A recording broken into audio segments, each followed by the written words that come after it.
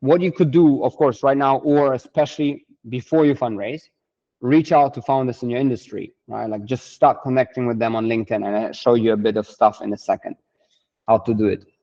Connect with industry veterans, right? Like basically people who are retired, but who've been CEOs or chairman of like the legacy companies you want to disrupt, right? Because ultimately they still know a bunch of stuff. They still want to get involved. They want to stay up to date with the industry.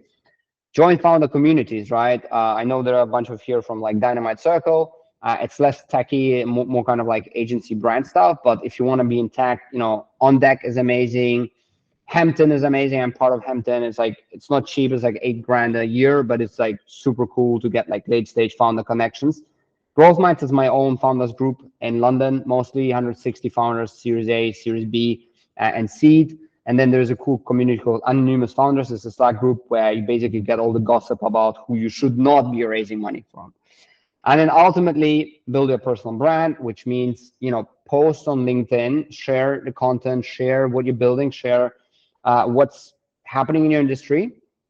And you can do that on Twitter as well. I'm a big fan of stick to one platform and just like double down on that. My one is LinkedIn. I have like whatever 11,000 followers on Twitter as well, but like I don't like Twitter personally as much. I really like LinkedIn.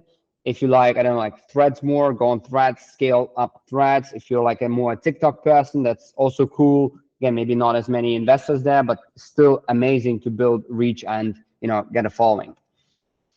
Now, how to actually connect to investors en masse, right? And people basically spend hours and hours on like personalized emails. And yes, you can do it, and I'll show you in a second how to do it. But ultimately, there are also like automation tools out there, like Instantly, Dripify, Lemlist, etc. Now, I use Dripify. Again, it's like $50 a month or something.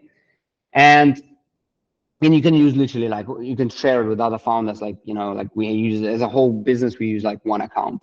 And we use it to, again, as I mentioned, I own Neoptima as well. And we basically reach out to VCs. We run webinars for VCs around growth marketing and also fractional CFO recently stuff. And ultimately, I joined this VC group. There are 478 VCs in that group, okay, on WhatsApp. And basically took the list. There was an Excel with all the names, gave the list to VA in the Philippines. The VA then found all the URLs of the LinkedIn profiles. I uploaded the list into Dripify. And I basically said, hey, variable first name, so you in the European VC Forum WhatsApp group would be awesome to connect. 47.2% connected. Okay, that literally gave me 204 VCs in a matter of 3 weeks. And in fact, 61 of them even replied saying like, hey, great to connect or something like that. Now, what does it actually mean, right? Like, as I mentioned, ideally you connect to everybody before you start fundraising. And when you connect to somebody, the algorithm LinkedIn shows your content to that person for the next 2 weeks at a priority to everyone else, okay? And if that person engages with your content, your content will continue actually to be shown to that person.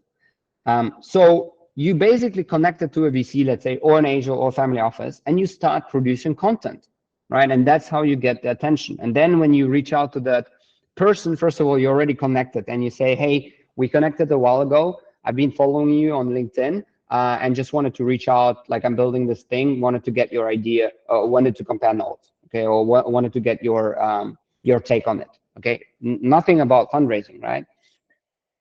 And then the reply rate and the acceptance rate doing that will just be much, much higher, right? So now, I have like 20,000 plus connections on LinkedIn now.